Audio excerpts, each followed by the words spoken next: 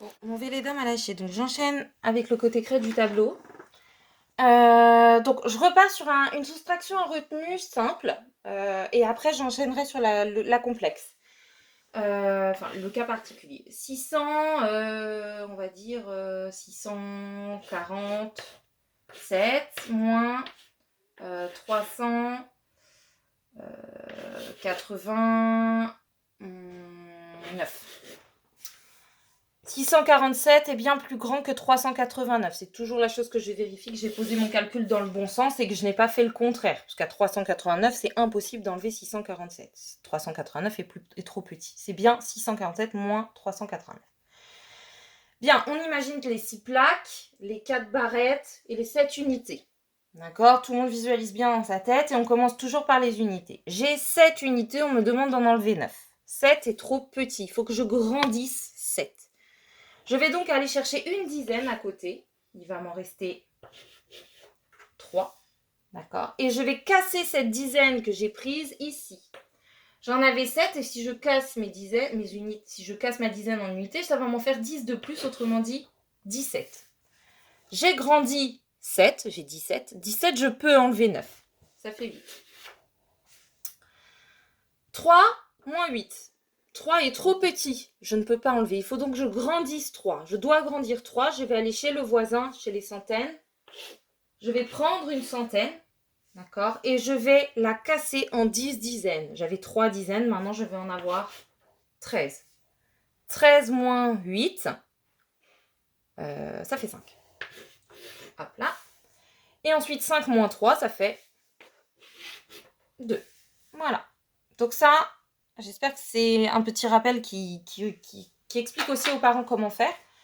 Donc je rappelle que je viens chercher toujours dans la dizaine ou la centaine d'à côté et j'explose. Je casse ma centaine en 10 dizaines et je casse ma dizaine en 10 unités. Cas un peu particulier.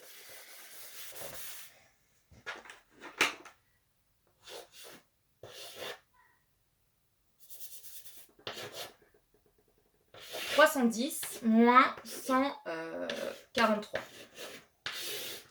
310 est bien plus grand que 143, je vérifie comme d'habitude et je commence par mes unités. J'ai pas du... non, ça va pas.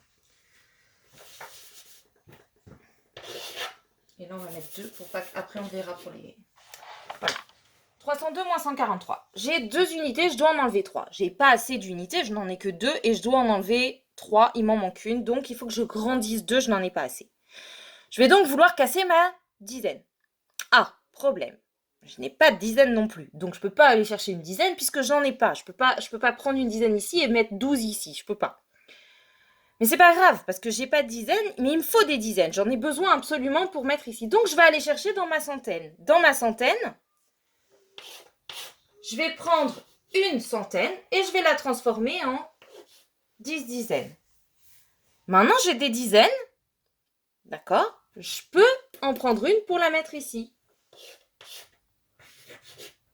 Et je la transforme ici, ça me fait 12. D'accord? S'il y a besoin, on dessine avec les enfants. Hein. J'en avais 3 au départ.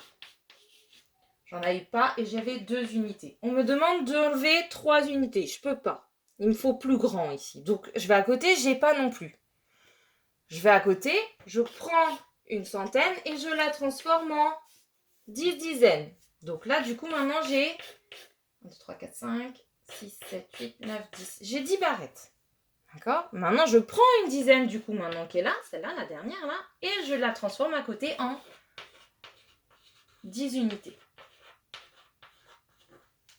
D'accord?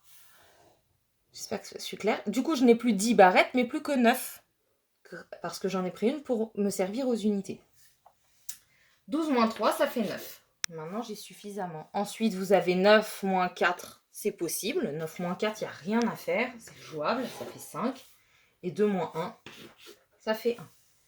Voilà le résultat pour la soustraction un peu particulière, puisqu'il n'y a pas de dizaines pour vous aider à casser dans les unités. Dans ce cas-là, il faut aller chercher dans les centaines, transformer la dizaine, et ensuite transformer les unités pour l'agrandir. Voilà.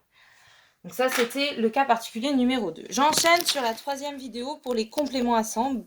Une maman m'en a demandé, donc je vais expliquer.